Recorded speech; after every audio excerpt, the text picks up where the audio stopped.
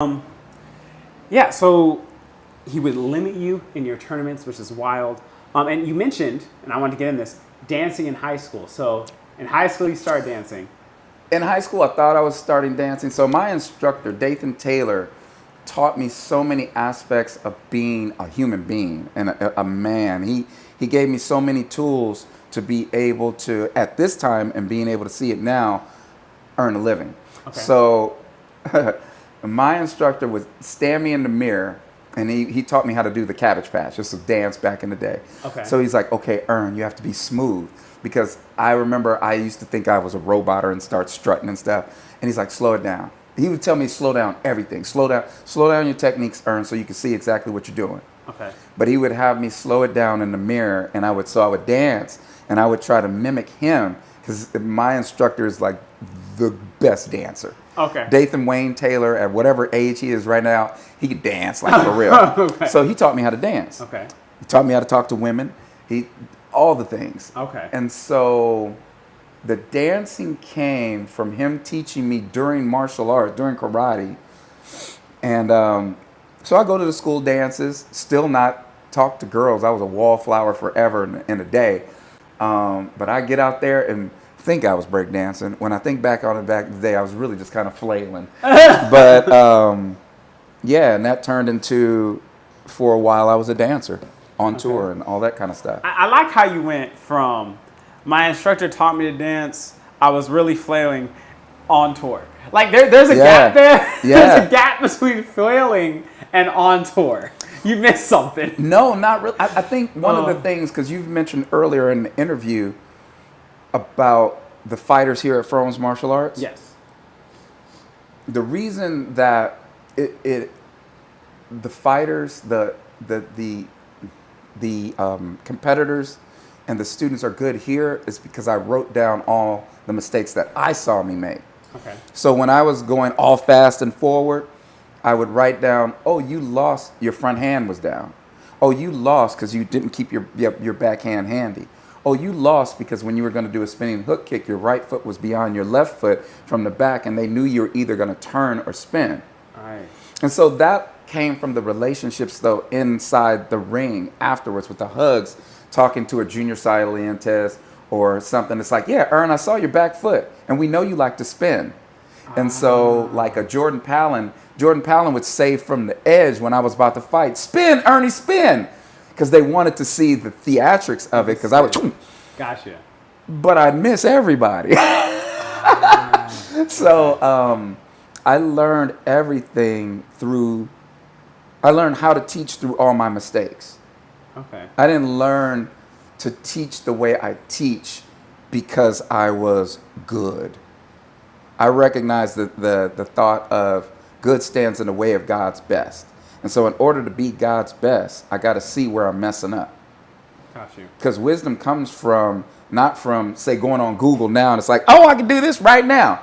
Wisdom comes from trying it on your own, talking to humans, getting it wrong, and then starting over and do it again. Got you. So I just kept starting over and do it again. Like a Michael Jefferson, I knew he wasn't going to fight like a short man. I knew Joshua Pittman. I knew I wasn't going to help him to see success by him just standing there for a reverse punch. I met him at a church function watching him dance in front of people. And I was like, oh, I'm going to teach him movement. Yeah. You guys don't know this, but I've seen both of these people. Michael Jefferson is super tall, and Pittman literally runs in a circle and attacks you as he runs around you. And when I say runs in a circle, you don't understand. The movement.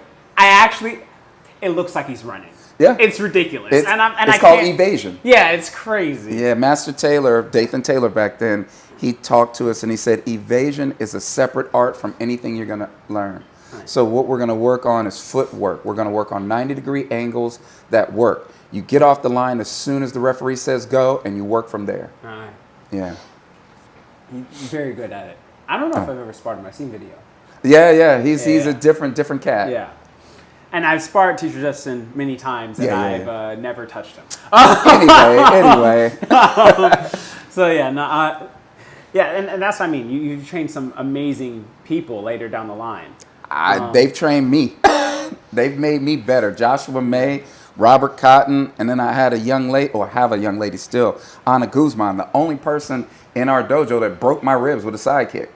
Oh, wow. Yeah, she wasn't able to travel as much and go to tournaments and stuff, but bad. Okay. Yeah, because I just train people in who they are and not this blanket, everybody gets this. Got you. Yeah, there's a big menu out there of how to, this person gets this person is allergic to this. Got you. Yeah. So you train each person based on their own talents and their own abilities so they can grow as themselves.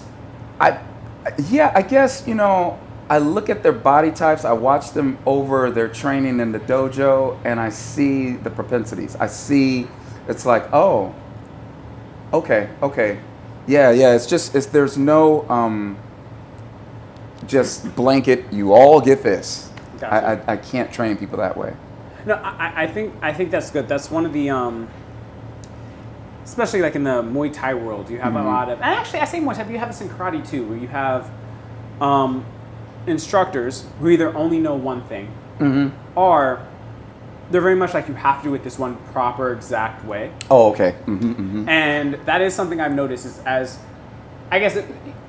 when I see people spar here, everyone does have a very distinct flavor. Yes, sir. That has maybe a bit more variety than you would even expect from like even if you go to another karate or Muay Thai school and they have a specific way in which they do things.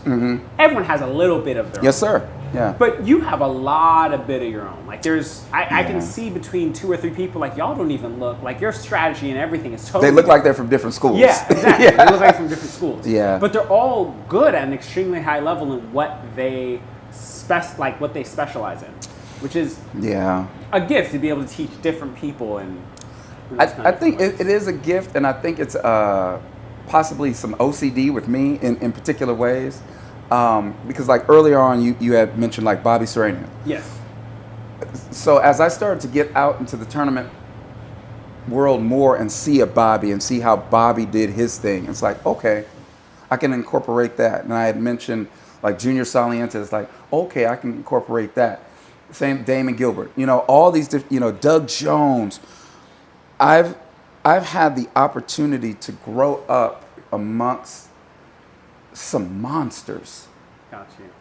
And when I say monsters, I mean it in a way that they ruled. They walked in their authority every time they step in the ring. And I know I did not, but I gathered the information. I maintained the 3 R's: reputation, rapport, and relationships, so that I may be able to ask questions, so that I may be able to be welcome in the dojo. And then from that, and then after the dance thing, like I said, I was on tour dancing, I was able to see the rhythm of things, I was able to see the posture of things, the beauty of things, and then put it into a way where that is combat. Ooh, what? I like that. I'm clipping that later. That's gonna be on okay. YouTube Shorts. No, that is beautiful because people often say, and I know we're name dropping a lot of names. I don't know if you follow all of them. Earlier. Look them up. Yeah, look them up. Yeah. Bobby fights for Bellator right now. He's one of my training partners. And I'm talking about his father. Oh, you were talking about his dad? Yeah. Oh, no, I didn't. Little Bobby was. Yeah, he was a baby, I guess. He was with Josh in there. Yeah. Okay. So they were all kids growing up. I'm talking about his dad. Yeah, senior. Okay. Yeah, that's another great school. I might end up interviewing him later. But so you talk dance into martial arts, and I've seen the kata. My bad. The forms. Paul Gay's here. You don't call them kata, but we call them kata. Because okay. they're all kata under an umbrella. If you're speaking in Japanese, the kata. Touche. Yeah. So the pinans, the taggets, and the Paul Gays. Okay. That's what we have here. Yes, sir. Okay. Okay. And yeah. So I've seen you guys doing absolutely beautiful within your. Thanks, man. There's a reason you guys are winning those competitions as well, and they are similar. They are similar to a dance, and even fighting. I often have a joke that fighting is a dance where the goal is to make your partner look bad at the end. So, Okay. I'm listening. Like you look good and you're in rhythm and you're in beat together at sometimes the movements, but then I'm off beat and I hit you. Yeah. You know, and so I can see, and also like just the structure, how that relates well to dancing. And dancing, I personally think like salsa and bachata and stuff like that has helped me in my footwork. Mm-hmm. Yeah. So I can see, and you said like you went on tour dancing, which we're gonna come back to later. No, we're not. Oh, no, okay, I'm just, yes, we are. Okay. I'm not giving away all of it, man. No, but go ahead. So I definitely see how that can relate through. So I mean, you started dancing. You said after high school. We'll go into that later, and then I'm assuming that transferred into your competitions with the kata and the fighting.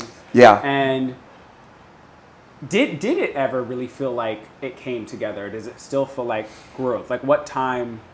How old were you? How long into it? Well, I know. So, Master Taylor had met. He had been competing in tournaments and met a gentleman named Roger Carlone. So, Master Taylor's original instructor, Sam Montgomery, taught him the pros of fighting and everything like that.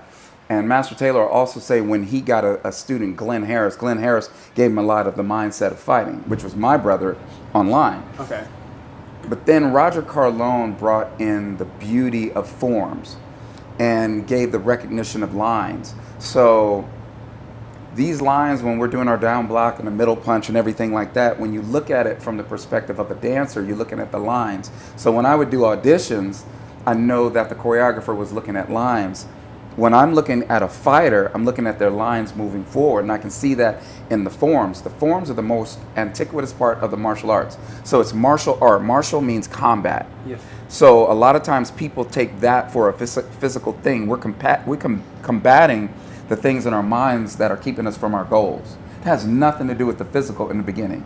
Okay. So the martial aspect, and then art. It has to look like something. You can disguise whatever. So after meeting Roger Carlone and watching him do form on just such a high, beautiful level, and then watching him teach my instructor form and those lines, and my instructor was already a natural dancer, then he just started imparting that into me. And then he was like, okay, you go to Sensei, which is Roger Carlone, and he started to give me the lines. And so that helped me on the floor, because when I can watch Paul get number one and I can watch that end punch, I'm like, oh, okay, so that back fist back punch, it's not a willy-nilly thing. And when you throw the back fist or you throw the jab, there should be no circles happening. It shouldn't be a. Got you. Now you're open. All right. Now, so it looks like something for a reason. And so being able to recognize, I guess, the trajectory of where the technique is coming from the conversation. So the fight is a conversation, kind of like what you were talking about. I'm conveying this. You might want to rebut it with this. All right. And so it's a conversation. I'm moving around. I'm making you move. I'm making you stand in one space. And as Kyle Richards, who is an instructor under me, under Dathan Taylor, he would talk about circling people like Pittman would do, and all you're doing is winding closer to them, and they don't even know it. Yeah, so there's just a lot of, oh gosh, there's so much to it. And people just say, well, you're sparring, you're fighting. Nah, you should be thinking. But no, you don't think, you just respond. Nah, I don't look at it that way. It will be a response if it's right then. But it's so much bigger than that. It's so much more beautiful than that to me. And that's what I want to instill in the students. And I don't even remember what you asked me, but it's okay. but I think one of the things that's going to be interesting is like the way you just explained how you view it now. And as you said, it's so much more and so much more beautiful. Oh God, it's so much more. Yeah. I just think, I know that's how you view it now. But I think the people watching from the beginning of how you explained hating it. And I hated it. I hated it. Now you see how he talks about it. Yeah, like, but it's that's what growth is. That's what growth is, and that's what maturity is. I can even see within relationships I've had, it's like, oh, I'm no longer that person. I'm a total different person. I'm a total different type of human being. Got you. Allowing maturity to happen. So it happened within my martial arts. It's as a dancer, when I was out on tour, people would be like, well, where's Ern? He's right around there. He's training. Oh, wow. So you're practicing while you're out dancing? Oh, every job I've had, every boss I've had, every supervisor, they either knew, it's like, he's around the corner. He's got these lead weights in his hand. He's got on ankle weights. He's either training to go to do an audition to dance, or he's just training to fight, and he's not doing tournaments anymore. I would train every day, no matter what I was doing, no matter where I was, and I would keep in touch with my teacher. Okay. Yeah. No, I like that. I am often like that. I have a friend who got in trouble at work multiple times, who's security guard at Kaiser. And we do a lot of iron body in our karate. So, you know, we're always hitting our bodies. Yeah, right? yeah. And he would... Conditioning. He would do conditioning. He got caught and reported by people wondering with security when he would be iron body conditioning on poles. Yeah. He'd be kicking and practicing kicks or arm pounding on poles. I'm like, you can't arm pound in the middle of Kaiser and you're a security guard out there. I worked at a hospital. Oh, gosh. So I worked at I was at Gladman Psychiatric Health Facility. And so I remember who is now one of my black belts. He was a supervisor there, and he's like, who is this? Why do they keep letting this one guy out? And he's doing all this karate stuff. Shouldn't he be medicated? And he told me this stuff afterwards. But I just really communicated all the time whenever I got a job. It's like, this is what I do. Yeah. And on my breaks, I'm going to be training. Is it okay? And so oftentimes my supervisors, my bosses would become my students because they would see me consistently training every day. And so, and that's what I think when I talk to people about be what people inspect and not what they expect. Whatever they expected of a black man in a job at that time, they didn't get from me. So they were always inspecting what I was doing and what I actually was. What type of human is this? And I think that's something that we all should be looking at when we're looking at another person, as opposed to judging. It's like, what is that? I'm not what you think I am. I'm not who you think I am. So giving people an opportunity to be inspected, but be something to be inspected. Yeah. It's another deep one. Man, that's another one I'm going to think about. yeah. Be what people inspect and not what they expect. No, that is something that I guess that my parents often push upon me growing up as well. Is don't be what is expected of you from where you grew up, and always try to be. Because sometimes you get those crazy comments. This is what he speaks so well, and he's so smart, and he's so put together. And I'm like, and I remember to me it was as like opposed whatever. But it pissed my mom off. She gets so mad. I went over my head. Yeah. But my mom hated it. She talks about it to this day. And what was he supposed to sound like? Yeah. My mom would be like, that's Ern. Yeah. But no, that makes sense. And then show them something different. So I mean, but obviously, as you said, you're training. I guess you found that respect. I'm assuming as you learned to dance. Did that also affect how you saw your instructor, as he was also helping you with dancing? Yeah, but he had taught me during. So class time, but then like my instructor and I became really close, and we would go to a club back in the day called Silks. Okay. And there would be just people just dancing, battling. Okay. Back in the day it was like Hammer and his crew.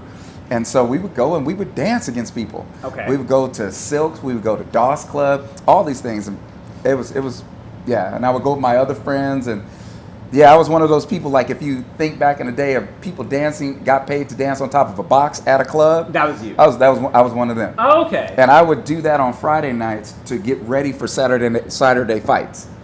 Is it a quick prep for your body, like a physical one? Yeah. I would train and dancing.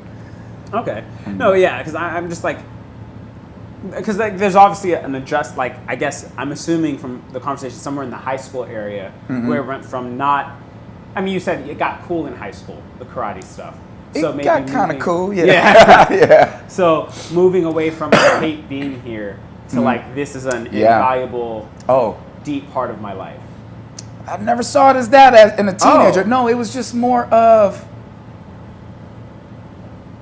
I didn't know any other way anymore. You know, it really became a way of life. And, you know, my friends were like, well, we're going to play basketball. Well, I'm going to come along so I can go look at girls. He's like, well, we're going to go play football. Well, you guys keep throwing that ball and have somebody chase you to tackle you if you want. I'll just come over and chill. Yeah. It was, I don't know when it became cool for me. I think it became cool for me when I met the Joshua Mays, Michael Jeffersons, Leatri Bruners, and I had a reason for what I'm doing. I didn't have a reason for why I was doing karate, other than to please my mom. I didn't know it was something to feed other people. There was a guy, Terry Fisher, who was like, Ern, when we both worked at in the psych hospital, he was like, Ern, you know, you're a teacher. And I was like, nah, this is for me. Okay. And he kept saying, he's like, oh, you're the reluctant karate teacher. I was like, no, this is for me. But then maturity happened, and I recognized that, oh, I'm able to feed people in a different way, a different food. Okay. And that's when I started the karate school. Okay. And I met these young boys, and they just changed my life. They gave my life meaning. It's like, oh, they're asking me questions. And I either have the answer for it, or I got to look for it, because they're like me. They, you know, they're hungry for this knowledge, and yeah. Oh, that's good. Right. And so you found the purpose as you opened the school. As I was, well, because again, I'm working at a psych hospital, and now I'm working in the office as a caseworker. And my supervisor, my boss, my other supervisor, now my students. And as I'm trying to do paperwork, I hear in the other offices, and I'm like, they're doing Paul games, they're doing blocks. And I'm thinking, I'm gonna get in trouble for not finishing my work. But they're like, and they're out there doing and they would come and peek in my office. It's like, sir, it's like, you're my boss. You're supposed to call me Ern. You know, and it's like, no, sir. So what in Paul game number 2, is it high block, then front kick? And I'm like, so yeah. And so it started to show me, it's like, oh, people want to do this. All right. And I want to teach this. Yeah. Okay. Yeah. So you found your love through teaching. Yeah. Yeah. It was through giving it away. Through giving it away. Wow. Because it's not mine. It was never mine in the first place. Okay. Yeah, I'm borrowing all this. But that is, again, different than how I would expect it in my head, I guess, because... I was not good, man. I'm trying to tell you. See, you say that, but that's not what I heard. If you saw old videos, which you'll never see, you'll be like, oh, he just throwing the kitchen sink. And because I had this look on my face maybe, and I went so fast, it looked like I was okay. It looked like I was good.